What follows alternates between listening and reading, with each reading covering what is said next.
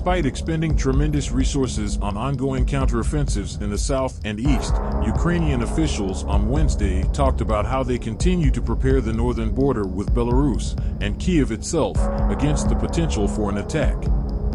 Ukrainian Northern Group soldiers are preparing for active defense in the event of a repeated attack by the Kremlin invaders from the territory of the Republic of Belarus and the Russian Federation, the Ukrainian Ministry of Defense, MOD, said Wednesday. "We will no longer wait for the enemy in the trenches. Active fire damage for the occupiers will begin from the moment they cross the state border with Ukraine," our defenders assured. "Highways, forests, and settlements will become a trap for the enemy," Ukraine's MOD said. "All possible methods of action will be used to repel possible aggression from the neighbors." During the initial phase of Russia's all-out invasion of Ukraine, Russian troops came down from the north through Belarus. But their long line of vehicles famously got bogged down thanks to poor planning, poor training, and poor logistics, and was picked off by Ukrainian attacks.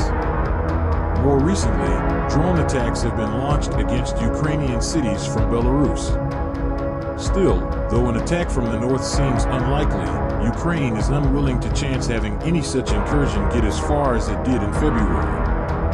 It is unclear at the moment how many Russian troops are in Belarus, how well equipped they are, or even exactly why they are there. Those troops began arriving. Belarusian President Alexander Lukashenko announced that he and Russian President Vladimir Putin agreed to deploy a regional group of forces of troops from both nations in Belarus.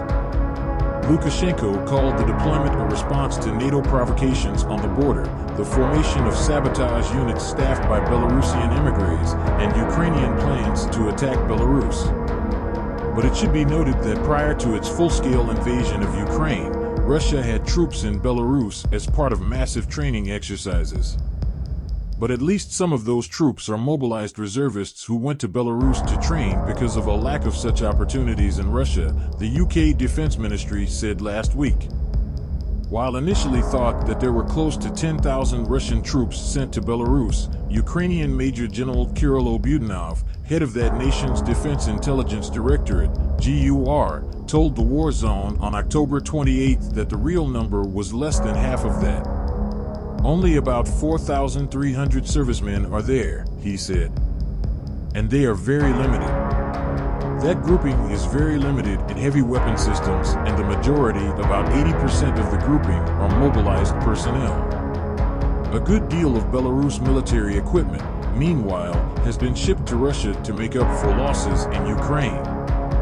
The Russians, who've suffered tremendous losses, don't have enough combat power to launch an offensive from Belarus, and there are no vital Ukrainian points nearby, Mark Kanchin, a military analyst at the Washington-based Center for Strategic and International Studies. The Russians probably want to distract Ukrainians and pull some of their forces away from Kherson and the Donbass. Either way, Ukraine is letting Putin and Lukashenko know that it's prepared. Meanwhile, officials in Kyiv are also making preparations against any future attack. "We continue to improve the defense system around the capital," Ukrainian Lieutenant General Oleksandr Pavlyuk, head of the Kyiv Regional Military Administration, said on his Telegram channel Wednesday. "In order to effectively destroy the enemy, defense positions and lines must not only be properly equipped, but also secured. We are working on this together with Alexei Kuleba,